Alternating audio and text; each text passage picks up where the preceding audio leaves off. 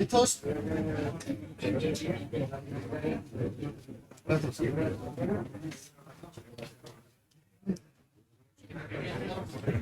¿No te estropeó la foto? ¿No? ¿Me quito esto?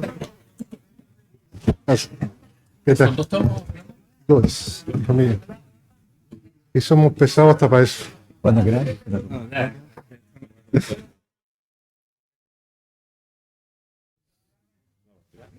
15 centros de investigación y universidades de España, Portugal e Italia. Son los Bien, muy buenas tardes. Vamos a dar comienzo al acto que tenemos previsto para hoy. Como sabéis, hemos decidido que esta presentación, la presentación de la Puerta Califal, Génesis de la Muralla Real y evolución de la Muralla Real, sea el acto central del Día del Libro de este año. Como sabéis, es el día 23, que es sábado, y hemos aprovechado hoy. Habíamos buscado varias alternativas para este Día del Libro, pero cuando vimos el libro de Fernando, yo lo vi con bastante antelación, vimos con claridad que este era el gran libro de este año en la ciudad. Grande. Yo creo que pocos libros con esta calidad, con este nivel, con esta participación, casi más de 50 investigadores, bueno, no solo de España, e internacionales que han participado en la elaboración del libro. Creo que es todo un hito, ¿no? Es un libro que merecía ser, desde luego, el acto central del Día del Libro de este año, y en ese sentido, pues así lo decidimos. También, como es, bueno, os presento, nos van a acompañar Adolfo Hernández Lafuente, el consejero de Cultura, Carlos Rontomé, y el coordinador del libro, Fernando Villada, el arqueólogo municipal, como sabéis, para la presentación. Pero nosotros siempre en este Día del Libro solemos hacer un acto entrañable, que nos gusta hacer cada año, y es de alguna manera distinguir a aquellas personas que han tenido un trabajo especial con la biblioteca, que nos han ayudado, que nos han apoyado. Y este año, aunque él no lo sabe, está sentado en la mesa, este año el escudo de nuestra biblioteca, que no tiene ningún valor económico, prácticamente ninguno, es muy baratito, pero sí tiene una enorme carga simbólica de admiración, de cariño de los que trabajamos en esta casa hacia las personas que nos ayudan, y desde luego, desde que esta casa estaba en equipamiento, una de las personas que nos ha ayudado mucho en la actividad cultural de la biblioteca, en el apoyo, en el ánimo, ha sido Adolfo Hernández Lafuente, y aprovechando que estás hoy aquí, pues queremos reconocerte. Consejero.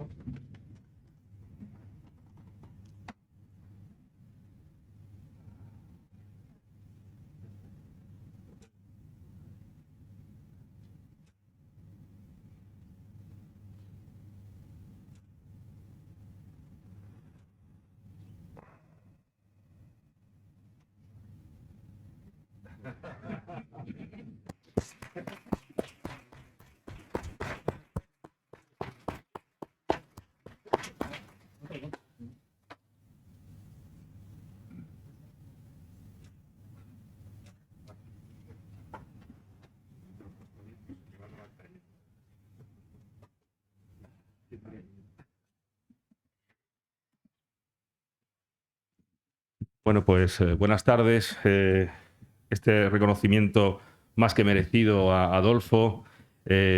Adolfo para mí es una persona admirable, no solamente por como ha recordado José Antonio, por su apoyo a las actividades y a la biblioteca y a todo lo que supone la investigación y el trabajo cultural dentro de la ciudad de Ceuta, sino también para mí es un referente desde el punto de vista político y técnico.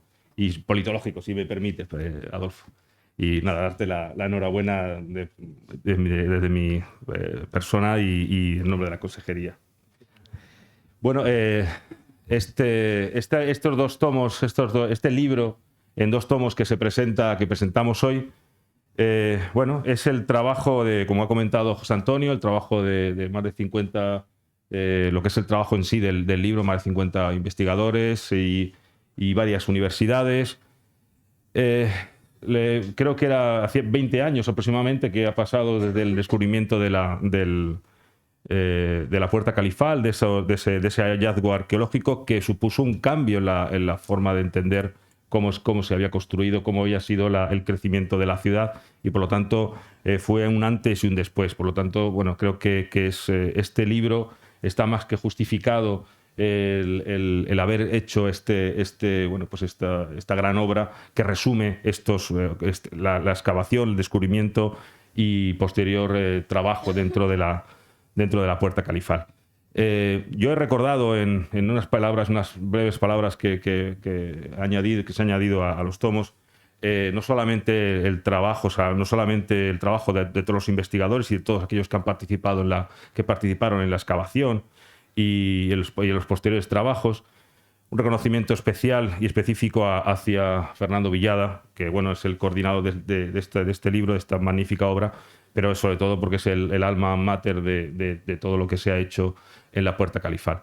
Y también he recordado la sensibilidad que tuvieron, si se me permite, los responsables políticos de aquel momento, tanto en la presidencia de la ciudad como en la Consejería de Educación y Cultura, Mabel Deu, que está sentada delante mía, a la hora de apostar y de entender que esto que se había encontrado era algo que cambiaba en gran parte la historia de la ciudad y por lo tanto era algo que había que trabajar y había que apostar por ello. Por lo tanto, si se me permite, aunque no está muy bien que un político hable bien de otros políticos, pero creo que es de ley reconocerlo, ¿no?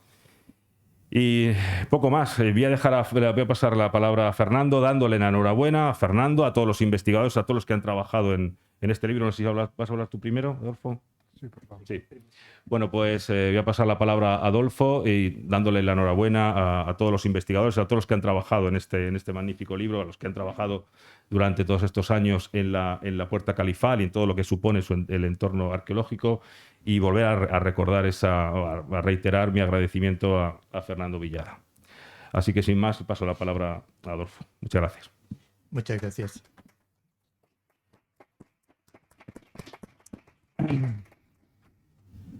Buenas tardes a todos. Venía preparado para decir que para mí ha sido un privilegio y desde luego una satisfacción que me invitaran a un acto como este, pero ha sido sorpresivo además. De pronto me considera esta honorífica mención. Por lo tanto, muy agradecido y de verdad que ha sido un placer colaborar con la biblioteca, indudablemente. Bien, yo quería decir que este acto de presentación del libro es también un acto de celebración. En los últimos años tenemos no muchas oportunidades de poder reunir a una parte de la comunidad y sentirse satisfecho en su conjunto para disfrutar de algo que positivamente a todos nos da beneficio. Y ese proyecto que se concreta en este libro es realmente motivo de mucha satisfacción y de una celebración especial, por varias razones. Voy a explicar algunas de ellas, pero creo que hay muchas más. En principio, el libro es un libro monumental, como corresponde a un monumento de la envergadura no de la Puerta Califal. A mí me gustaría que comenzáramos a decir, que ya se dice, que estamos ante el conjunto monumental más importante de la ciudad y la Puerta Califal es una parte también de ese conjunto. Por lo tanto, es un conjunto que realmente tiene un reconocimiento por todos los que lo han visto muy especial. Pero este libro es como la conclusión de una etapa en la cual se certifica documentalmente el valor que todos habíamos presupuesto desde los primeros momentos. Es decir, científicamente se ha ido consiguiendo que todo lo que está ahí concentrado como meritorio, como histórico, como verdadero, como productor de una dinámica para la ciudad extraordinaria a lo largo de mucho tiempo, pues es la prueba testifical, digamos, que determina ese valor no solo para los que han trabajado, para los que han contribuido, sino que también será el documento que tendrá que presentar internacionalmente la valía de este monumento excepcional. En segundo lugar, yo quiero recalcar, lo digo en el prólogo, que estamos ante un monumento realmente singular, único y muy especial. Porque el conjunto monumental de las murallas reales no solamente en sí mismo es una edificación que tiene unos valores que probó defensivos extraordinarios, singulares, realmente no existen, aunque sí que se han utilizado algunos sistemas defensivos con fosos con agua, pero de tal magnitud como tiene las murallas reales y el foso real, pues es el único. Pero aparte es que es el único en muchas cuestiones. Hay demasiados hechos singulares dentro de esas murallas que se han ido descubriendo, que se han ido viendo y que en su conjunto pues hacen que el momento sea esa mezcla de valores únicos que lo hacen tener un valor excepcional. Yo quiero recordar, porque es muy importante a la hora de celebrar esto, que aquí estamos ante un proyecto que ha funcionado. Un proyecto que desde su principio ha ido andando y superando etapas y que se ha hecho de una manera muy extraordinaria. Hemos conseguido en Ceuta hacer algo que demuestra que se pueden hacer las cosas bien y que se pueden hacer con perseverancia. Cuando el hecho del descubrimiento de la puerta es tanto un poco contradictorio para nosotros, porque la puerta estaba ahí. La puerta ha estado durmiendo un sueño de siglos sin que nosotros lo supiéramos. Pero yo recuerdo que fue una época en que venía mucho por Ceuta y utilizaba mucho el parador de muralla. La empresa Paradores no construyó el parador de la muralla. Lo construyó una empresa que se llamaba Entursa, que dependía del Instituto Nacional de Industria y que tenía los mejores grandes hoteles de España, como eran el Hostal de San Marcos, el de los Reyes Católicos de Santiago, el de León de San Marcos, y el Parador y el de la Muralla. Se llamaba Hotel La Muralla. Ellos sí, al construir, los constructores debieron conocer que allí estaba la puerta. Por lo tanto, la puerta fue enterrada. La puerta se hurtó a la historia de los ciudadanos ceutíes y durante años y años pues estuvo allí, como había dormido desde la época renacentista para acá, cuando lo cubrió la muralla que construyeron los portugueses. Se descubrió en una dinámica que teníamos en aquel momento, donde muchos coincidíamos en tener una afición que venía derivada de nuestra propia educación en la ciudad y nuestra propia feliz infancia entre murallas que estaban entonces casi en ruinas, pero que realmente nos daban un territorio de fantasía en el que podíamos nosotros expresarnos y crecer. Bien, pues en el año 2002, exactamente los días 27 y 28 de junio, pues celebramos en el Parador unas murallas. Yo estaba muy asombrado de ver el interior de aquellos muros impresionantes, que por dentro lo eran más. Las grandes bóvedas, como se construyeron por dentro. Y me parecía que aquello, yo era un privilegiado que entraba allí porque tenía amistad con el director del Parador, que por cierto le costó que lo destinaran forzosamente a otra ciudad por habernos autorizado a ver aquello. Pues le pedí que aquello tenían que verlo y que estábamos haciendo una jornada de fortificaciones donde realmente la conjunción de gente que sabía mirar fue asombrosa, porque no era fácil entrar y ver lo que vimos.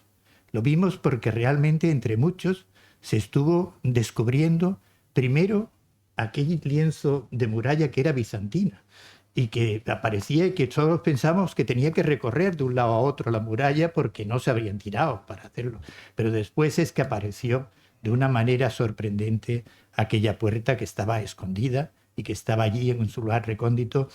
Y fue asombroso para todos nosotros el descubrimiento. Fue una cuestión de las más emocionantes que yo he vivido en estos temas culturales, porque a todos los que allí estábamos debatiendo y especulando sobre qué era lo que estábamos mirando, pues nos resultó realmente algo que nos había deparado una suerte en aquel momento para poder certificar que allí existía. Y así lo trasladamos a las autoridades de la ciudad, porque era un descubrimiento asombroso, porque aquello estaba allí y nadie lo sabíamos que aquello estaba. Bueno, pues casi un año duró el que aquello se mantuviera en aquel estado sepultado. Hasta 11 meses duró el que pudiéramos entrar. Y fueron muy difíciles las gestiones. Aquí está la vicepresidenta Babel, que tuvo que intervenir bastante en ello. 11 meses que nosotros deambulábamos por alrededor sabíamos que allí dentro palpitaba un corazón extraño y que aquello era algo más que el muro que estábamos viendo dentro, ¿no? Que estábamos viendo por fuera. Y teníamos miedo de qué pasaba con aquello, porque se había estado ocultado un siglo. Y había gente que se había atrevido a decir, esto lo que hay que hacer es enterrarlo. Así algunos pensaron. Y yo recuerdo, bueno, nos teníamos relación con algunos de los trabajadores del parador y les reclamábamos un poco la atención de que aquello seguía allí, de que aquello estaba allí. Por fin se permitió la entrada y el primer informe. El primer informe estaba tan esperando y tan deseoso que Fernando Villada y José Manuelita lo realizaron en menos de un mes. Y fue el primer informe que se hizo sobre la existencia de aquella puerta, de aquella muralla califal y demás dentro. Bueno, toda esa historia es asombrosa a partir de entonces. Hay 10 proyectos, 5 campañas de excavación.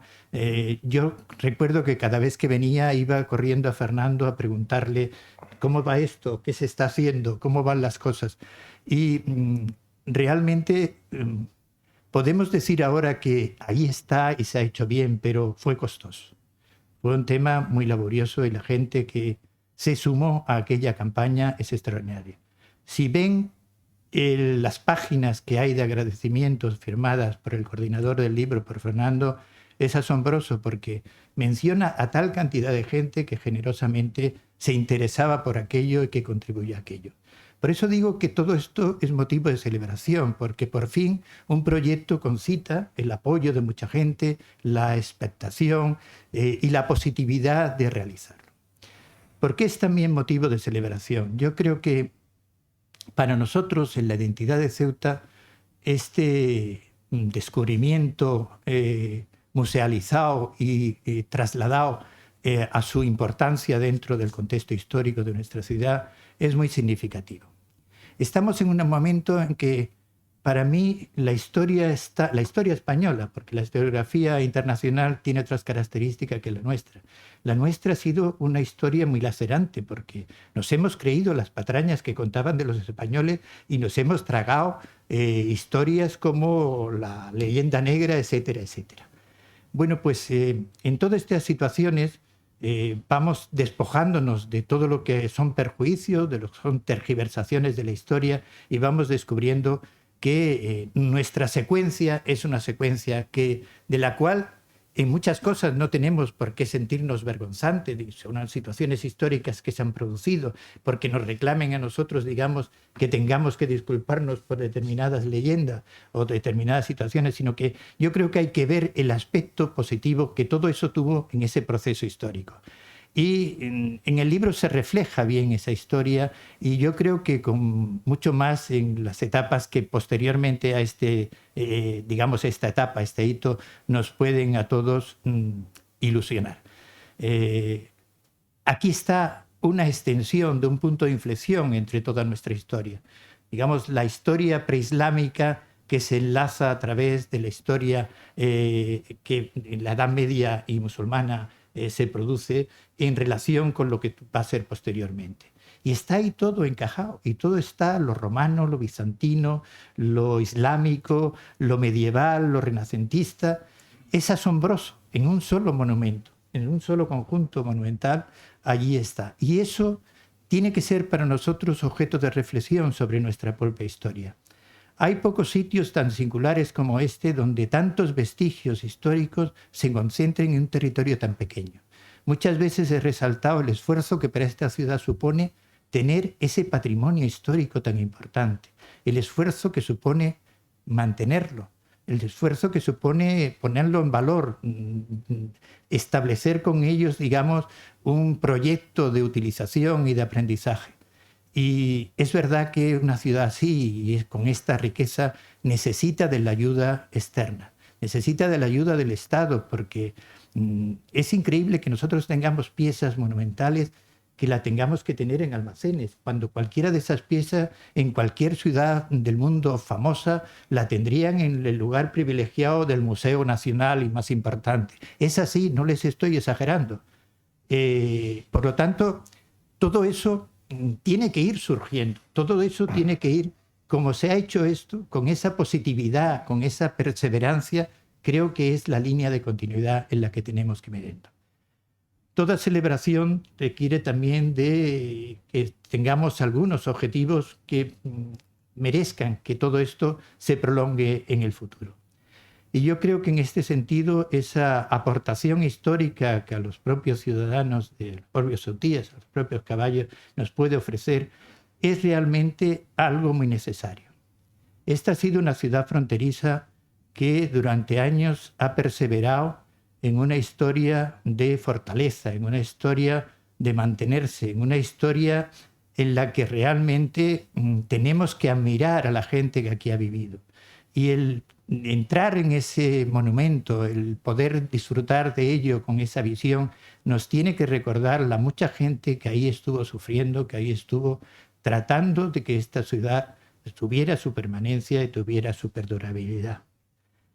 Por lo tanto, eso es realmente una aportación que nos puede ofrecer a todos. Pero también todo patrimonio histórico tiene realmente unas repercusiones muy importantes en la vida de una ciudad, de un territorio, de una nación.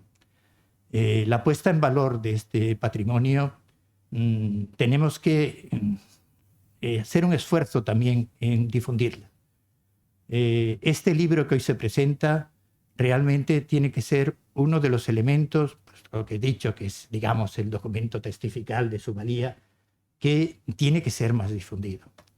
Y tenemos obstáculos que en nuestra ciudad, sin saber muy bien por qué, allí teníamos la conversación sobre el tema de la aduana, tenemos que estar, digamos, constreñidos a unos cuellos de botellas que no permiten que con toda la agilidad necesaria nosotros podamos hacer esas difusiones. Pero también es necesario hacer un esfuerzo. Tenemos que traducir ese libro, toda esa documentación al inglés, porque es muy importante que se conozca por ahí. Tenemos que utilizar las nuevas tecnologías, tienen que estar, digamos, con un soporte informático para que todo el mundo pueda llegar a ella. De verdad que yo creo que estas cosas son muy sutiles y no se notan de una vez, porque no es algo que surja en oleadas, sino que va permeando, digamos, al conjunto de las sociedades y se va afianzando la idea de que aquí hay algo excepcional, de que aquí hay algo que merece la pena ver. Y eso sí que tenemos nosotros la obligación de contribuir a difundirlo.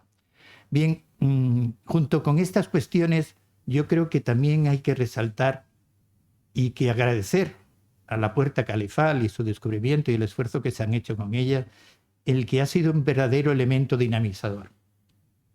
Antes de la Puerta Califal había, digamos, una determinada dinámica en todo lo que era la puesta en valor del patrimonio histórico, pero yo creo que la Puerta ha generado una dinámica muy acelerada y sobre todo muy enriquecedora. Lo que se ha ido descubriendo en el interior de ese conjunto es sorprendente. Es sorprendente. Los primeros sorprendidos han sido los investigadores que esforzadamente y pacientemente, campaña tras campaña, han ido sacando cosas. Yo me sorprende que de vez en cuando salía un artículo donde había un nuevo descubrimiento, donde todavía podía dar más, todavía podía ofrecer más. Bien, ahí está. Y por lo tanto, ese impulso, esa dinámica que ha generado, no deberíamos perderla. Debería ser un eje que nos siguiera impulsando a las cuestiones que realmente pues son válidas y que son positivas. Hablando con Fernando ayer, creo, no más tarde, decíamos que esto era un momento de celebración y que lo más, digamos, positivo que podíamos decir es que cuando hay un empeño en el que mucha gente coincide, en que los esfuerzos, digamos, de las autoridades, el de los técnicos, el de los especialistas, el de los propios ciudadanos coinciden y se concentran en impulsar eso, las cosas salen y salen bien. O sea, no somos ineptos, no somos, en este caso, ineficaces, sino que realmente es una prueba de que las cosas que podamos impulsar con nuestro esfuerzo pueden salir. Por lo tanto, yo me gustaría compartir que este motivo de celebración fuera común y que pudiéramos entre todos también impulsar esa dinámica. Muchas gracias por su atención.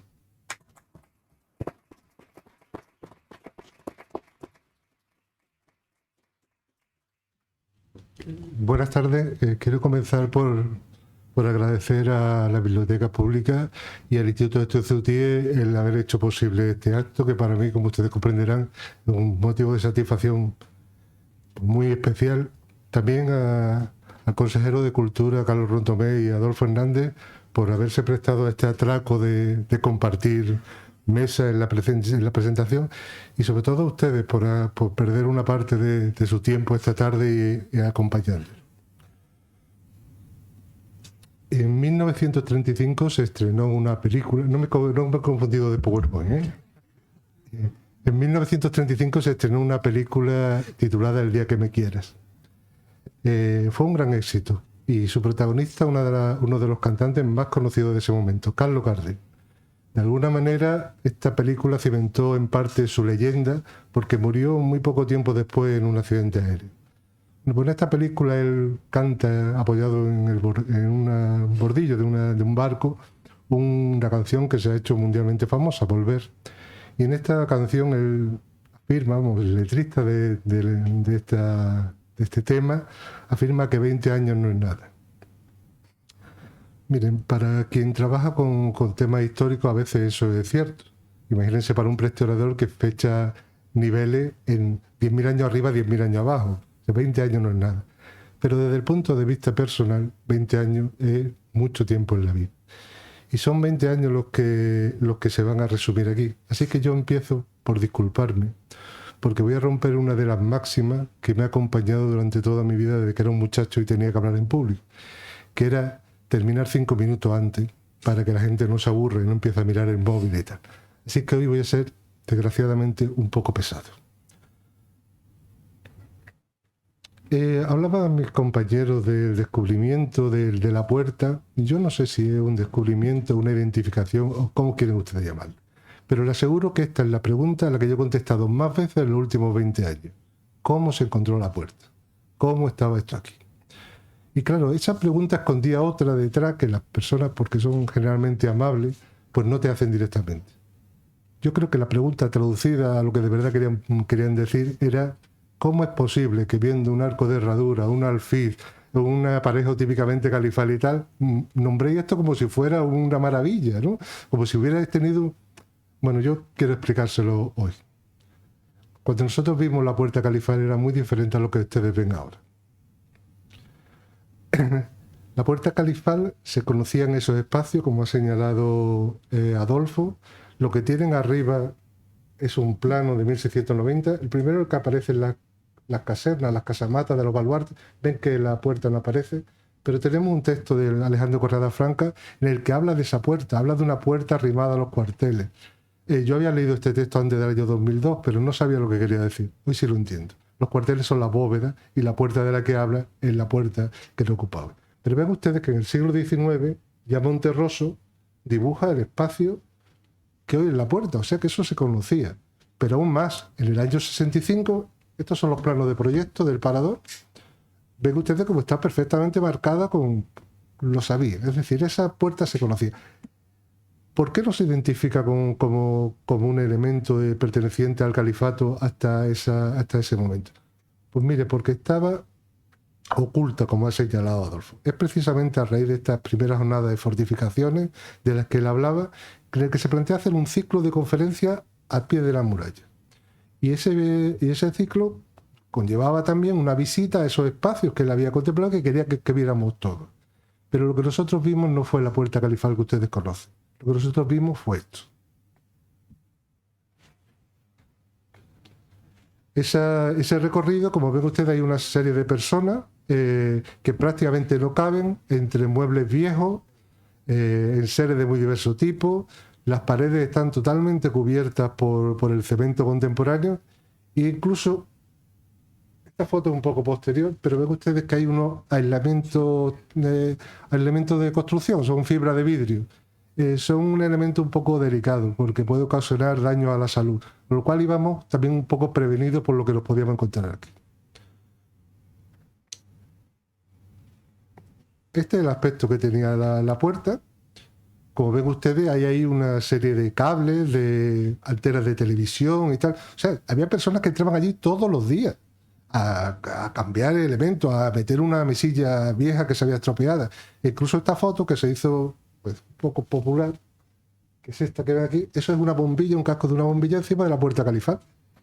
Es decir, que alguien puso ese casquillo y alguien puso la bombilla y la cambiaba, etc. O sea, todo el mundo conocía la existencia de esos espacios. ¿Qué fue lo decisivo en ese momento? Fue identificarlo como un elemento histórico. En realidad el recorrido empezó por este espacio y luego continuó al interior del baluarte de la coraza. Yo estaba sobrecogido por ese espacio. Es extraordinario.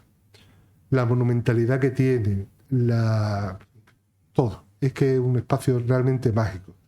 Estaba sobrecogido por eso y muy temeroso. Temía infectarme de las pulgas que había allí, porque las palomas habían ido haciendo sus necesidades sobre ese material de construcción apilado y yo temía llevarnos una epidemia de pulga a casa, tanto yo como los visitantes. Estas son las condiciones en las que se encontró la puerta califal. Comprenderán ustedes que en estas condiciones no es sencillo identificarla. Yo creo que eso tiene que ver con ese ocultamiento del que hablaba Adolfo. Si vamos a la parte superior, aquí hay dos personas de 1,80 m, 1,90 m, los dos, que casi no se ven por la vegetación que cubría las cubiertas por las que ustedes pasean hoy. Y parece que tenemos una cierta tendencia a convertir en almacenes elementos históricos increíbles, porque lo que tienen ustedes detrás mía es el interior del baluarte de la bandera, que es como nos lo encontramos. También un almacén de trastos viejos. Yo quería presentarles el libro y quería hablarles un poco de las características. Quería hacerles llegar el gusanillo de que es interesante verlo. Miren, el libro tiene 2 tomos, tiene un formato de folio 31 por 20, son 900 páginas casi, nunca hemos sido muy hábiles sintetizando, muy ilustrado, casi con 650 imágenes con texto, cubierta con tapadura, editado por la Ciudad Autónoma de Ceuta este mismo año, y la maquetación ha correspondido a la editorial MIC, que ha hecho un trabajo fantástico en mi opinión. Las personas que escriben en este libro son más de medio centenar de investigadores, pertenecientes a más de 15 universidades y centros de investigación de diversos países. El prólogo está hecho por Adolfo Hernández de la Fuente, y las cubiertas son obras de Carmen Navío Soto. A mí me correspondió simplemente la coordinación de todos estos trabajos. Y se vende a un precio de 40 €, que para cualquiera que haya comprado un libro sabe que es un precio fuera de mercado y ridículo con los precios que pagamos ahora. ¿Cómo es el libro por dentro? Pues mire, a mí me parece que un libro, aparte de las cosas que diga, tiene que ser atractivo para el lector. Es decir, tiene que tener unos márgenes suficientes, tiene que tener un tamaño de letra que a las personas que ya flaqueamos con la vista no nos rechace. Debe estar bien ilustrado. Y ven ustedes qué tipo de maquetación se ha elegido, en 2 columnas, con abundantes fotografías, con imágenes actuales, pero poco usuales. Muchas de ellas no las habrán visto ustedes, con cartografías, con dibujos, también con fotografías históricas, como pueden comprobar. Esa es una visita de los responsables de paradores a nuestra ciudad, con una serie de diagramas que intentan explicar lo que ustedes también intentan poner gráficamente, lo que se dice en el texto, con multitud de planos, de detalles, y también, claro está, somos arqueólogos, con multitud de piezas que intentamos mostrar de la manera más sensata posible. También tiene un componente científico importante, es decir, el apartado de gráficos es importante. Lo que hemos hecho ha sido intentar unificar lo de todos los autores y que el libro tuviera una cierta unidad. Desde el punto de vista del contenido, la estructura que le hemos dado es la que ustedes ven en pantalla. De una parte hay unos capítulos iniciales que introducen la obra, un cuerpo principal, un capítulo de síntesis y uno de referencias bibliográficas. La introducción se compone de un texto escrito por el consejero de Educación y Cultura, un prólogo de Adolfo Hernández de la Fuente y una introducción que hago yo. En esa introducción intento dar las gracias, como decía Adolfo, quizás de una forma demasiado extensa, pero a mí me parece que era de justicia, a todas las personas que han colaborado en que este empeño sea posible.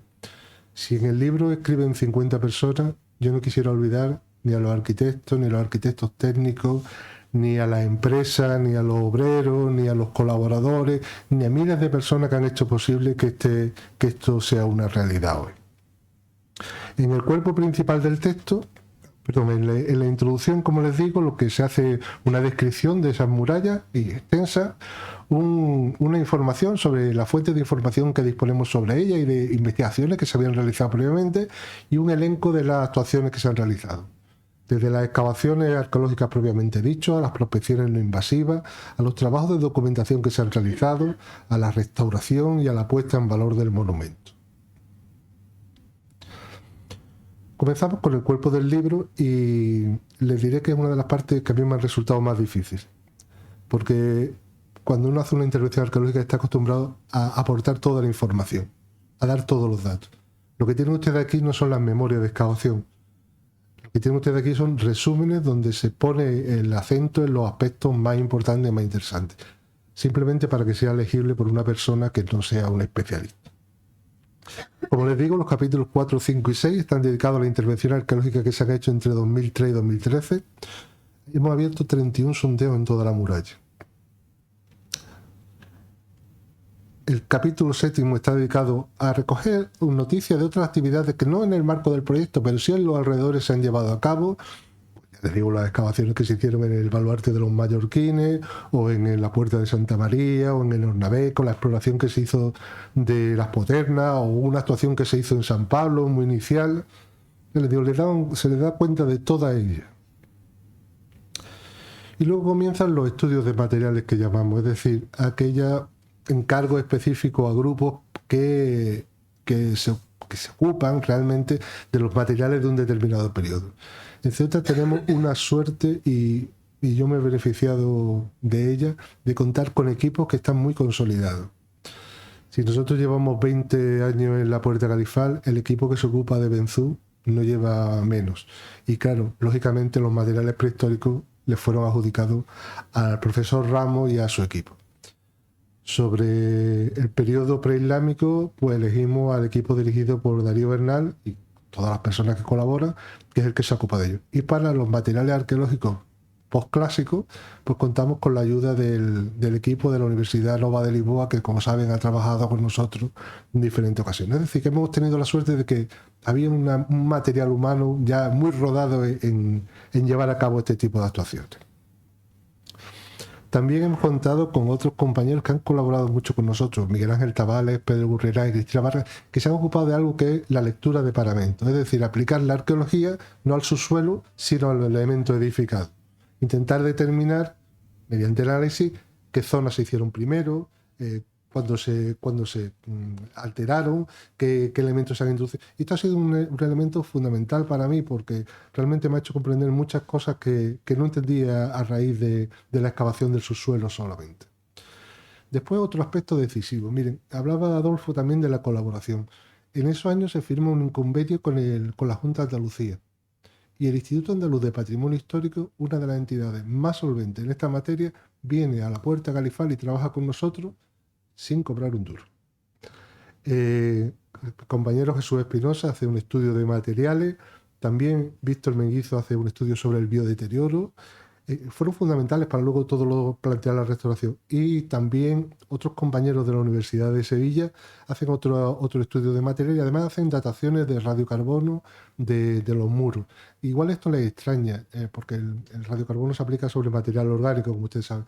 Lo que hacen ellos es tomar los elementos de madera, de elementos orgánicos que están inscritos en el mortero, en la matriz de mortero. Después hay un capítulo al que yo le tengo una especial devoción, que es este, que lo hacen Samuel Marque y Pedro Gurrerán, que lo que hacen es encuadrar la Puerta Califal dentro del contexto del resto de las puertas que hay en todo Al-Ándalus. Y creo que han hecho un trabajo magnífico y que acaba cobrando sentido la Puerta de Ceuta cuando uno lee estas páginas. Como ya les digo, yo he hecho una resumen al final, una especie de balance donde he intentado explicar la historia de este monumento desde la prehistoria hasta nuestros días. Y luego cuenta con más de 800 referencias bibliográficas que han sido utilizadas para elaborar esos textos. Es decir, aquí tienen la documentación de dónde se han sacado los datos que se exponen luego en cada uno de los capítulos. Pero mire, a mí me gustaría, aparte de enseñarles el libro, no perder la oportunidad de contarles un poco cuáles son las novedades. ¿Qué ha aportado la Puerta Califal? Así que he decidido hacer este capítulo final con 20 cosas que hoy sabemos y que no sabíamos hace 20 años. Mire, lo primero que sabemos es que la secuencia preislámica se conserva bajo las bóvedas. Este trabajo solo cierra un capítulo, hay muchísimo más por hacer. Al construir las bóvedas en el siglo XVIII, lo que se dejó es fosilizado toda la secuencia anterior que permanece ahí. Es una ciudad que tiene muchos problemas para todos los materiales preislámicos, porque como una ciudad que ha sido continuamente habitada, las zonas donde aparecen estos restos, fundamentalmente la zona del Istmo, la Gran Vía y alrededores, pues está muy machacada. Es difícil encontrar un nivel que se conserve bien. Sin embargo, bajo los suelos de la bóveda se conservan todos esos niveles. Aquí simplemente les pongo alguna muestra. Como ven, esta excavación se hace en la bóveda de entrada. Fue donde se encontró en los restos de peces de los que les voy a hablar luego. Esto es un suelo en la bóveda 14. La bóveda 14 es esta. Hubo que hacer una reparación y aprovechamos y hicimos una actuación puntual. Y vuelven a salir restos antiguos. Pero es que incluso en el jardín todavía se conservan niveles de esa época. Así que tenemos un regalo que lo que está esperando es que alguien acometa la investigación de esos espacios. Además, esto se confirmó porque durante los trabajos de puesta en valor del monumento se hicieron prospecciones geofísicas. Un problema de la muralla es que no puede ser excavado. Una muralla, por esencia, es un elemento macizo, un elemento fuerte, ¿no?, que protege. Entonces, es muy difícil entrar. Pero claro, lo que nos dicen todos estos datos, o sea, todas estas prospecciones geofísicas, el uso de cámaras térmicas, es que parece que la dinámica que hemos encontrado en la Puerta Califal se repite a lo largo de todo ese frente de muralla.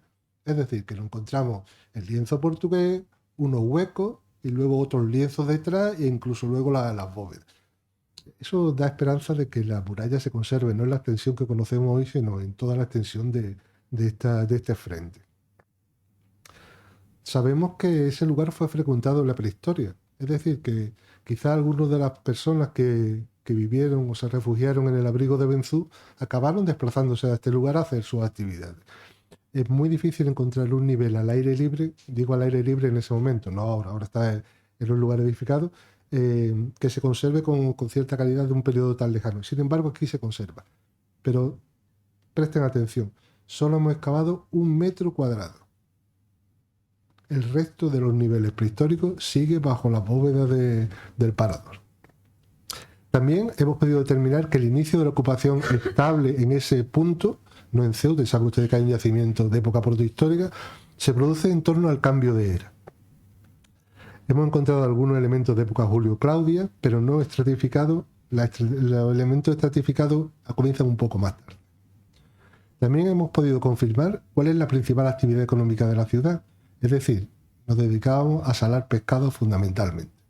Pero hemos descubierto algo más, hemos descubierto algunos elementos asociados a esa producción que son muy importantes. Por ejemplo, este que tienen aquí es un horno de cerámica donde se produjeron los contenedores, los que se transportaron esas salazones. Es el único que se conoce en Ceuta y uno de los pocos que se conoce en esta zona del norte de África.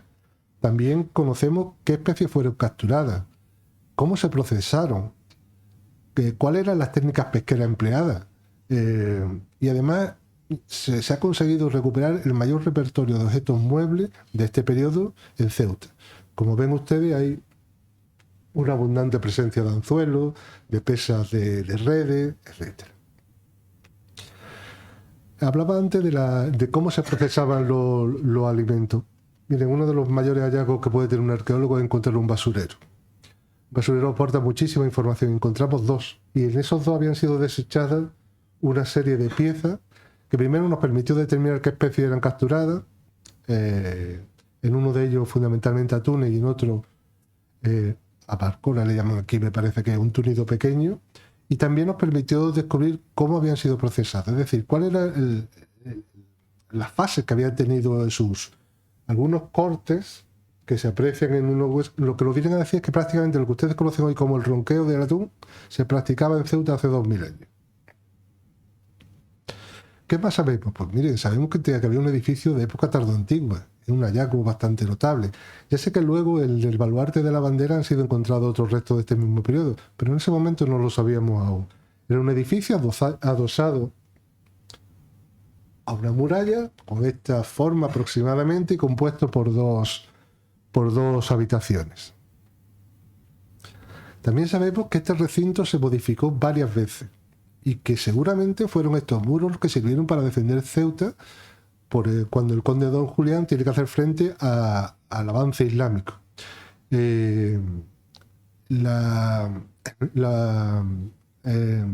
Perdón. Lo que les quiero decir es que estos no son datos nuevos. No es que hayamos descubierto al conde Don Julián nosotros, ni mucho menos. Lo que sí sabemos es que los acontecimientos debieron de tener lugar en este espacio, con estos muros, con este lugar concreto. También, y es un hallazgo que no sé si a ustedes les parecerá importante o no, se han conservado restos bellas. Algunos de nosotros hemos estado hablando de estos restos sin haberlos visto durante años. Recuerdo aún la cara de un buen amigo, Carlos González, cuando vio la muralla califal la primera vez, porque él había escrito muchísimo sobre ella. Y decía, por fin la veo, por fin la veo. Quiero decir, hay unos restos conservados de la fortificación, y no cualquier cosa, hay 10 metros de altura, o sea, 10 metros de lienzo conservado, pero no solamente eso, hay decoraciones, hay una puerta, hay una bóveda, es decir, podemos conocer mucho mejor cómo era esa fortificación, sobre todo en el frente occidental, claro está. Sabemos, por ejemplo, que era una obra estatal, o sea, la encarga del califato de Omeya, y como ven ustedes, eso se aprecia tanto en el aparejo como en algunos detalles. ¿Ven esta decoración de aquí? Esta es una puerta de la mezquita de Córdoba. ¿Ven que es la misma? Es decir, podemos comprender cuál es la significación que tiene esa obra. Pero esa obra, a pesar de que viene con una determinada pauta, con una determinada forma de hacerse, cuando llegan a Ceuta se encuentra con una realidad distinta. Hay un edificio anterior, con lo cual tiene que sufrir ciertas adaptaciones. Entre ellas, como ven ustedes, el alfiz se proyecta sobre el lado, la forma que tiene es un poco extraña, es decir, que hay una realidad anterior que tienen que asumir, que es persistente al impulso Omeya, y realmente se adaptan.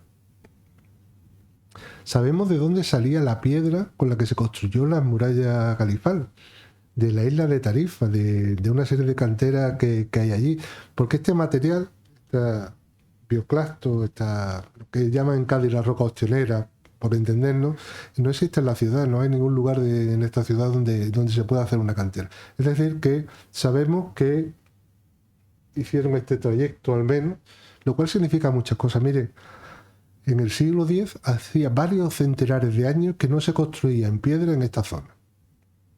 Desde época bajo antigua, desde época bajo imperial. Construir en piedra requiere tener una cantera con la suficiente capacidad como para abastecerse de material. Contar con el personal que sepa trabajar esas piedras para poder hacer esos sillares.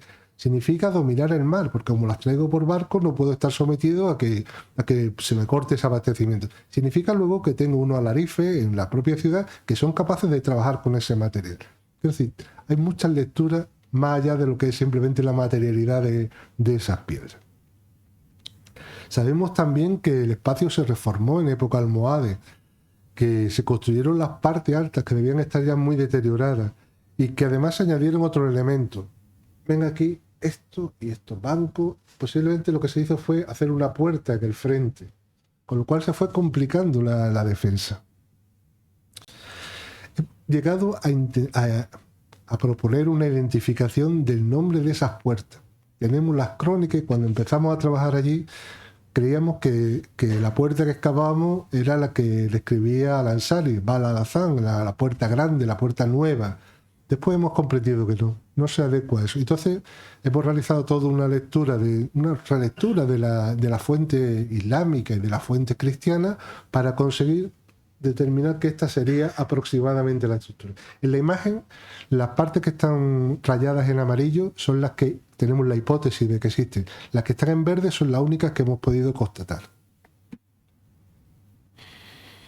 Si ven ustedes aquí, digo por el tema de Bab al-Azán, la situamos seguramente en la zona donde está el baluarte de la coraza, y ven ustedes en este plano antiguo, en esta imagen, como aquí hay una torre que sobresale por la muralla de la muralla portuguesa ya construida. Sabemos también que los portugueses remodelaron estas murallas que se encontraron y las utilizaron para defenderse. Y cuando la artillería se desarrolló, cuando la artillería pirobalística adquirió el suficiente desarrollo, tuvieron que modificar la merlatura, la defensa, los parapetos superiores, y derribar los parapetos medievales, que eran unos elementos muy pequeños, y hacer estructuras más masivas. Son estas piezas a las que me refiero. Esta es la parte alta de la puerta. Incluso hemos encontrado un grafito. Alguien jugó en esa puerta hace ya muchísimo tiempo. Podemos determinar la fecha en que se construyeron estos elementos porque hemos podido recuperar bastante material entre el suelo, de tal manera que sabemos que se construyeron durante el reinado de Manuel I. Pero miren, esto es una de las cosas que a mí más me interesa, porque quizás es de las que menos sé. Hemos podido determinar cómo fue el proceso de construcción de la muralla. A lo largo del frente de tierra, si ustedes lo observan con atención, verán que hay una serie de fisuras, de grietas, que van marcando. Son momentos constructivos, fases del trabajo de la muralla. Hemos podido encontrar algunos elementos muy curiosos. Este hueco, no sabemos qué es. Es un hueco cegado, la puerta que sirvió para el trasiego de materiales al interior. ¿Ven estos 3 huecos? Creo que son los apoyos de un puente, que debió existir también provisional. Y hemos podido hacer una reconstrucción de cuál sería cada momento, cómo fue construyéndose la muralla real. Y le aseguro que es un auténtico prodigio de técnica constructiva. Por supuesto, hemos encontrado muchísimos objetos en las tierras que colmatan el espacio entre la muralla portuguesa y la muralla califal. Yo he traído significativamente esto. Miren, el Museo de Ceuta cuenta con uno de los almacenes más excepcionales que hay en toda la zona. Fundamentalmente de época medieval islámica. Es un auténtico prodigio. De época portuguesa tenemos mucho menos materiales. Prácticamente nada. Solamente algunos objetos. Después de excavar la puerta califal, tenemos una colección impresionante. Lo que ven aquí son cerámicas, son azulejos, son virotes, o sea, proyectiles, son elementos de vidrio, elementos de indumentaria personal, las cachas de un cuchillo, una cerradura, llave, elementos de armadura. Tras la puerta califal, este periodo es mucho mejor conocido e incluso al estar muy bien datado se ha convertido en una especie de referencia para otros lugares porque permite dar indicaciones. Es decir, si alguien está excavando en un lugar y tiene dudas sobre cualquiera de estas cerámicas, nosotros al menos podemos decirle que en Ceuta existían en 1550. Y por supuesto, algo que nos gusta mucho a todos los arqueólogos, saber cómo son los modelos de distribución de aprovisionamiento y distribución de las ciudades. Y aquí tienen, estos son porcelanas orientales, esto es gres renano de Alemania, esto es una escudilla sevillana, estos son piezas de Montelupo, un centro italiano. Es decir, hemos podido determinar con quién teníamos contacto y cómo se hacían esos contactos.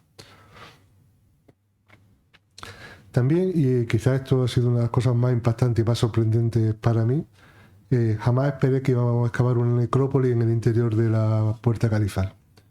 Se han encontrado 15 fosas, correspondientes al menos a 18 individuos, muchos de ellos niños, y que, como ven, se encontraba distribuida por todo este espacio. Aquí había un pequeño murito, que es el que ven ustedes aquí. Son enterramientos ya de época cristiana. Estos enterramientos, como ven, tienen algunos elementos asociados. Ven que estas medallas, esta que ven aquí, ha sido estudiada por Arturo Fuente en el libro y permite saber que nos encontramos ante un lugar de enterramiento de los siglos XVII, poco posterior, hasta la época del cerco. Y claro, nos pusimos a investigar cuál era este templo, del que no sabíamos nada, y la primera opción fue pensar que era San Antonio. San Antonio es esto que ven aquí, pero cuando hicimos la traslación de la planta al espacio, ven que ustedes San Antonio estaría aquí, quizás sea ese suelo que les he enseñado de la bóveda 14, pero la puerta califal es este espacio. Finalmente, sobre todo gracias a la ayuda que nos prestó José Luis Gómez Barceló, pudimos determinar que se trata de la capilla de San Sebastián, una capilla muy importante en la historia de Ceuta y olvidada por todos, donde incluso se refugió en un momento dado la veeduría o la Hermandad de la Misericordia. Y creemos que eso es la necrópolis asociada a esa capilla, y ese muro posiblemente en la base de uno de los altares de ese espacio. Esta capilla desaparece cuando se construyen las bóvedas en el siglo XVIII. También hemos podido determinar algunos elementos de cómo ese espacio es definitivamente cerrado en el siglo XVIII por la construcción de todas estas bóvedas que hoy son las habitaciones del parador. Pero eso supuso hacer modificaciones. Miren esta puerta como era y miren lo que tuvieron que hacer. Tuvieron que hacer una puerta para conducirla, para adaptarla a ese elemento. También pudimos hacer algunas catas en el pasillo del parador que lo que nos enseñan es cómo se construyó, cómo son esa parte final de esas bóvedas. También determinó, piensen, al principio la puerta conduce del exterior al interior, de fuera de Ceuta al interior de Ceuta. Cuando se cierra con las murallas reales se le corta un acceso, pero cuando se construyen las bóvedas se le corta el siguiente acceso, con lo cual se convierte en un espacio bastante insalubre. Insalubre sobre todo por las actividades que se desarrollan allí, que ahora se le enseñaré. Y hubo que perforar la muralla. Esto es una barbaridad desde el punto de vista patrimonial, pero a nosotros nos ha permitido ver la muralla en sección, cosas que no se ve en ningún sitio. También nos ha permitido saber cómo eran las alteraciones que se produjeron en la cubierta ya en época cristiana. Miren, este que está señalado con una A es un merlón de época portuguesa. Ven que tiene un perfil curvo. Los que existen ahora mismo ya son con perfiles más rectangulares, son ya merlones españoles. La cubierta de la muralla crece, o sea, se eleva la cota, de tal manera que se van reconstruyendo nuevos merlones sobre ella. Y se van reconstruyendo otros elementos, como este, que habrán visto 1000 veces, esta pequeña habitación, que también pudimos excavar. Este es el interior de ese espacio. Pongo por si no lo han visto nunca. Como ven en la de arriba, este era el acceso del espacio de la puerta, se observa solamente la parte de arriba, pero cuando ustedes saltan al interior, lo que tienen es una habitación de más de 2 metros de alto. O sea, piensen cómo ha subido en la cota del suelo. Y también, esto es lo que les decía antes, la identificación de actividades metalúrgicas en época contemporánea en ese espacio. Eso es lo que obligó a romper los muros e intentar buscar un poco de ventilación, porque si no creo que lo pasarían bastante mal en este espacio. No sé si has visto en toda mi exposición, pero prácticamente era como una misma melodía. La muralla califal, lo que encontramos son elementos de una época, más o menos importantes, más o menos monumentales, que cuando llegan a otro momento son reutilizados, reaprovechados, se modifica, se tira lo que no sirve, se reconstruye lo que sirve, etcétera, etcétera. Y así durante siglos. Es un poco la historia de esta ciudad. Es una continua hacerse y rehacerse sobre los viejos elementos, casi, yo a veces lo digo en broma, casi un prodigio del reciclaje. Si alguien quiere aprender lo que es reciclaje, que venga a la Puerta Califal, o la resiliencia, o sea, la capacidad de soportar momentos extraños. Esta es un buen ejemplo, y la historia de Ceuta lo es. Pero miren, todo esto está muy bien y fantástico, espero que les haya gustado, pero de lo que yo más orgulloso me siento de todos estos 20 años de trabajo es de haber sido capaz de contribuir a recuperar un espacio de Ceuta para los zutíes. Ese espacio que hablaba antes Adolfo, que estaba vedado, que no se podía disfrutar y que hoy se disfruta. Mi madre es de Ceuta y tiene casi 90 años. Mi madre no es capaz de concebir dónde está la Puerta Califal, porque ella nunca pudo entrar. Ahora cualquier persona puede visitarla sin ningún problema. Y creo que además nos ha descubierto una cosa que es quizás lo más fundamental de todo esto. Miren, tenemos el inmenso poder de convertir lo que son almacenes inmundos, que prácticamente da vergüenza ajena enseñarlo, en espacios en los cuales se puede disfrutar, se pueden visitar, a los cuales podemos llevar a cualquiera que venga del exterior, en los cuales podemos sentirnos orgullosos de mostrarlo. Es decir, que con un poco de apoyo, algo de dinero, no demasiado, mucho esfuerzo y contando con las personas y la capacidad técnica necesaria, somos capaces de convertir lo que ustedes están viendo al principio, lo que ustedes vieron, esos almacenes llenos de piojos y pulgas, en espacios que la gente quiere visitar. El problema en la Puerta Califal hoy es que hay demasiada gente que quiere visitarla y que no podemos atenderla. Yo creo que es una lección para el futuro que merece la pena recordar. Aquí tienen otros compañeros, otras visitas que se han hecho, son algunas de turismo, otras que hice yo mismo. En fin, es un sitio que han visitado durante la obra y después de la obra miles de personas. No hay muchos lugares en Ceuta que puedan decir eso. Así que no les entretengo más y muchísimas gracias por su atención.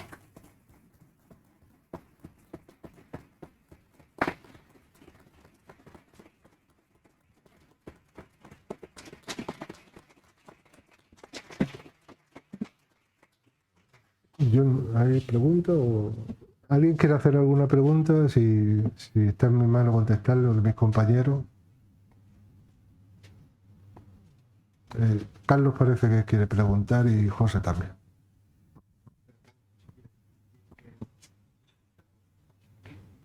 Era Carlos el que quería preguntar, si no.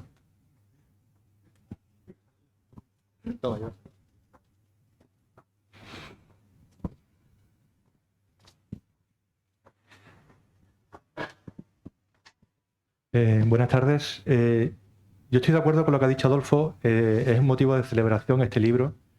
Yo llevo 2 días en los que no concilio bien el sueño pensando en este momento. Quiero dejar muy claro que lo que a mí respecta, todo este trabajo no hubiese salido sin el empeño personal de ¿verdad? Y que es cierto que es el trabajo de mucha gente, pero Fernando, si se hubiese cogido y acomodado en su puesto de funcionario y haber dejado pasar las cosas y no haberse metido en tantos problemas como se ha metido, no hubiésemos llegado a esta situación. Y yo creo que alguna vez la ciudad autónoma de Ceuta tendrá que hacerle un homenaje, no solamente por la Puerta Califal, sino por muchas otras cuestiones. Sin embargo, también lo ha comentado Adolfo y es un motivo de celebración, pero el problema con el patrimonio es que cuando tú sabes que hay más, pues quieres más. Y por un lado, la ciudad autónoma de Ceuta debería ya cambiar un poco la mentalidad de el esfuerzo que hace en poner en hacer todas estas investigaciones y en financiarlas, y que no es suficiente con tener el libro. Ese libro, ¿a quién le va a llegar? Para empezar, españoles. Y si se tradujera al inglés o al francés, tendría más cabida. Pero en vez de quizás traducirlos en papel, la Puerta Califal creo que se merece una página web específica donde pueda haber información para el turista o para el científico. Y que toda esa información, más mucha otra que está en 3 dimensiones de levantamiento, se pueda acceder. Y eso sí, en árabe, en francés, en inglés y en español. Porque es el mundo el que debiera también poder aprender de lo que aquí se ha hecho, ¿no? Pero también, como decía Fernando, se ha excavado muy poco. Yo no sé si es impertinente preguntar cuánto dinero se ha gastado la ciudad autónoma de Ceuta, no el Estado, la ciudad autónoma de Ceuta en estos 20 años en la Puerta Califal y sus alrededores. ¿Habrá llegado al 1.000.000 de euros? ¿En 20 años? ¿50.000 euros de presupuestos al año? Yo creo que es el momento, y este libro debiera servir para ello, para que nuestras autoridades realmente dijeran esto es realmente excepcional. No estoy diciendo que haya que gastarse una fortuna, como decía también, Fernando decía que tampoco era necesario, pero sí planificar y decir, vale, todas estas cuestiones fundamentales de que aún en día, hoy no sabemos cómo se construyó las murallas, yo creo que es una cuestión de plantearse, Fernando, ¿cuáles son los pasos necesarios? ¿Cuál es la financiación requerida? ¿Y en cuánto tiempo se estima que hay que trabajar en el baluarte de la coraza, en otros elementos intermedios? Porque nos podemos encontrar muchas otras cosas que lo que hagan es que lo que hasta hoy en día es excepcional lo sea aún más todavía. Entonces yo quisiera aprovechar para que nuestras autoridades presentes y las futuras sean conscientes de esa importancia y que valoren esos esfuerzos. Muchas gracias, Fernando. Solamente por una puntilla. Carlos es amigo mío, por eso dice esas cosas también. No es verdad que haya tenido, que esto sea fruto del trabajo de una persona solo. Ha habido muchísimas personas que han participado y han puesto su grano de arena y han sido fundamentales y decisivos. Tú entre ellos, Carlos. Y es verdad que se podría seguir investigando, se podrían seguir haciendo cosas, y yo creo que es importante que se sigan. Y en ese sentido yo creo que a mí me llena de esperanza lo que se va a hacer en el baluarte de la bandera, sinceramente. A mí me parece que eso va a contribuir, o sea, no va a ser una puerta califal 2, sino va a añadir otros elementos que quizás en la puerta califal pues no se pueden apreciar del mismo modo. A mí me parece que también hay cuestiones básicas, que es dotar de ciertos servicios a la visita. En ese lugar no hay aseos. En ese lugar no se puede beber un poco de agua si te mareas. Quiero decir, una visita, tal como yo la concibo, debe tener una serie de comodidades que en ese espacio realmente es que no da para mucho más. Y quizá el baluarte de la bandera sea un lugar donde eso se pueda hacer. O, por ejemplo, donde te puedan dar simplemente un esquema, un plano, un folleto. A mí me parece que es importante. Y además creo que está en un sitio muy adecuado en el sentido de que está muy cerca de la oficina de turismo. Y me parece que la oficina de turismo también tiene un papel muy importante que jugar en la difusión de nuestro patrimonio. Y creo que ese es el hecho de conjugar sinergia, de conjugar esfuerzos de diferentes administraciones, es la que ha hecho que esto sea posible. Respecto a los presupuestos, te aseguro que son bastante modestos comparados con otros gastos que tiene la ciudad y la administración del Estado. Sí, bueno, yo, bueno, quería intervenir primero a felicitarte, Fernando. Yo tengo la suerte de conocerlo bien, ¿no? El primer empleo de Fernando en su vida, precisamente tuve la suerte de ser su jefe. Fernando fue bibliotecario también, éramos muy jóvenes. Yo creo que tenía 24 y tú 21 o algo así, calculo, y conozco perfectamente sus capacidades. Luego fue el encargado del museo, porque en aquella época solo había un servicio que fuimos dividiendo. Tuve la suerte, además, porque él tenía conocimientos y yo no, evidentemente, de que Fernando fuera el primer encargado, y luego, por supuesto, el arqueólogo municipal. Tuve la suerte de estar en el tribunal, que además acertó. Está claro que, visto con la perspectiva de los años, acertó plenamente en su elección de arqueólogo, desde luego, y eso no cabe la menor duda, ¿no? También para mí es una satisfacción de haber podido participar en ese tribunal. Pero sí decir que, aparte de buen arqueólogo, es buen director de equipos. Y eso es muy importante, ¿no? No estamos hablando de mí, ¿eh? Que no me presento yo a nada. Por favor. Las cosas como son, ¿no? No, yo quería poner un par de otras críticas y también alguna defensa, porque creo que es justo, ¿no? La primera es que yo creo, aprovechando también que están las autoridades culturales con las que tenemos habitualmente bastante, podemos hablar habitualmente, quiero decir, pero hay una cosa que sí debemos abordar. Hace tiempo que tengo planteado con Fernando una transfetana específica sobre agitar, lo llamábamos cuando la candidatura que ganó en la última elección del Instituto de Ceutíe fijó sus objetivos, ¿no? Y es un museo arqueológico. Esta ciudad necesita ya, demanda urgentemente, si tenemos alguna riqueza en la arqueológica. Y tenemos una magnífica... Hemos avanzado en muchas infraestructuras, sin duda, pero hay que seguir avanzando.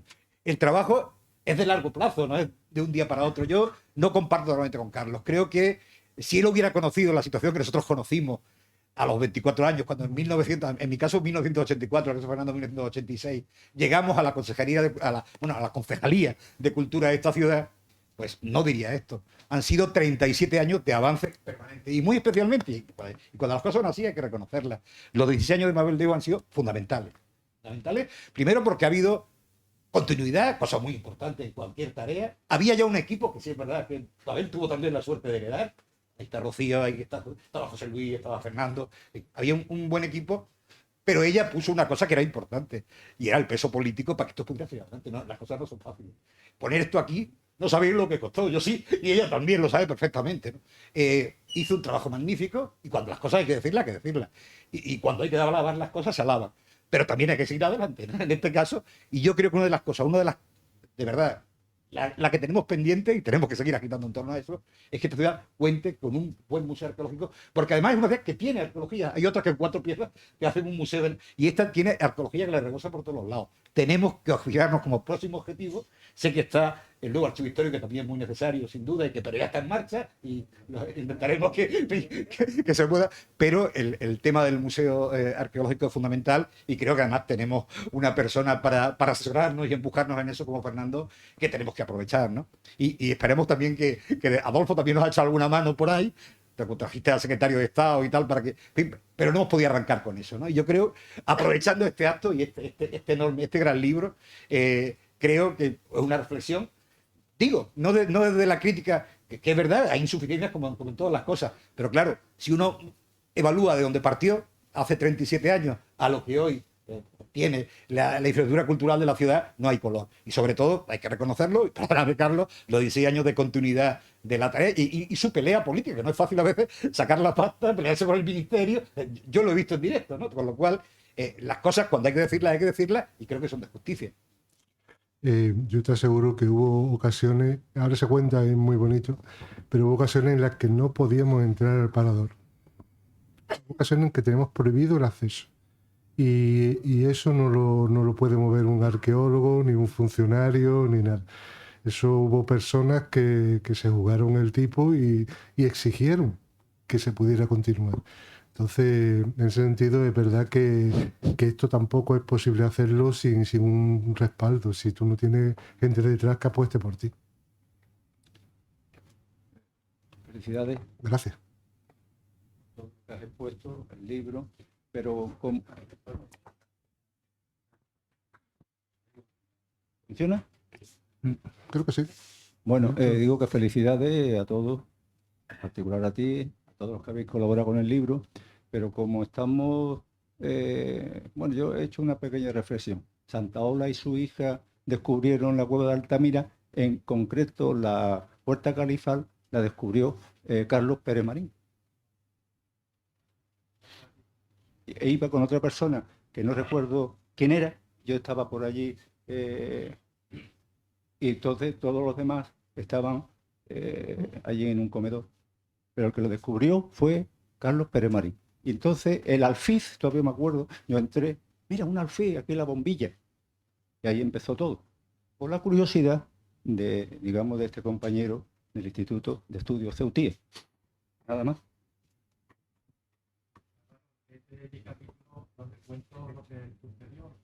Todavía no he comprado el libro. Todavía no he comprado el libro. No he tenido tiempo de verlo.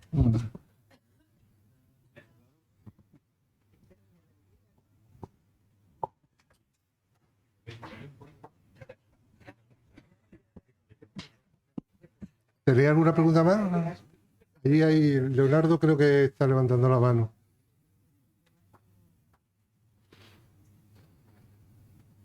Sí, buenas tardes. Lo primero, enhorabuena a Fernando y a todos los que han participado en este libro. Me parece muy interesante la idea que ha comentado Carlos de la página web para dar mayor difusión a la puerta y a todo el proyecto de museización de la puerta y del entorno. En este sentido me parece muy interesante que el libro dé un nuevo impulso a todo lo que ha supuesto el descubrimiento de la puerta, ya que durante todo el proceso de excavación, de puesta en valor, se le ha dado mucha importancia, se ha hecho una labor de dar a conocer este descubrimiento muy importante. Yo no sé cuántas entrevistas te he podido hacer, Fernando, sobre la puerta. He sido muy pesado al respecto y cuántos reportajes hemos hecho y la difusión que le hemos dado. Pero que es verdad que desde que la puerta ya está disponible y se puede visitar, quizás ha caído un poco en el olvido y ya desde que está ahí pues nos hemos olvidado ya un poco de ella, ¿no? Ya se puede visitar, ya se puede ver y que quizás el libro pues, ahora pueda servir como un impulso y esa opción de una página web, de que el libro pueda ser visitado en formato digital, pueda ser descargado en PDF, aparte de esa opción de comprarse en formato físico, de que toda esa documentación pueda ser visitada a través de Internet, es importante para que todo este trabajo no caiga en balde, no desaparezca y que toda la labor excepcional que habéis realizado en estos 20 años, yo todavía recuerdo, era un estudiante universitario cuando me contaron cómo se había descubierto la puerta, yo siempre recordaba que me recordaba el chiste de Goma Espuma, de las murallas de Jericó. Oye, la muralla esta, no, esto estaba aquí siempre, la gente tiraba cosas. Y, pues ya, pues prácticamente lo mismo.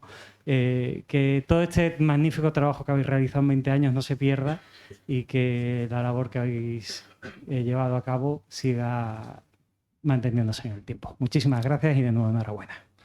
Gracias, Leonardo. Uno de los agradecimientos que se hacen en la obra es precisamente la labor que tuvieron durante todo el proceso los medios de comunicación.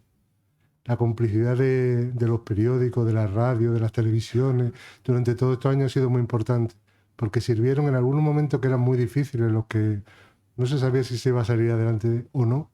Sirvieron para mantener la llama encendida, para seguir dando información, para que la gente estuviera al tanto. Y en este sentido, yo la enhorabuena os la daría a todos los periodistas que durante todos estos años habéis cubierto noticias de La Puerta. La enhorabuena y el agradecimiento. ¿Alguna pregunta más, por favor? Pues entonces, buenas noches. Muchas gracias. Al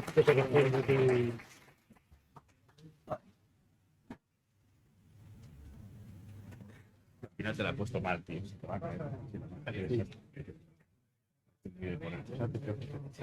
¿Todo bien?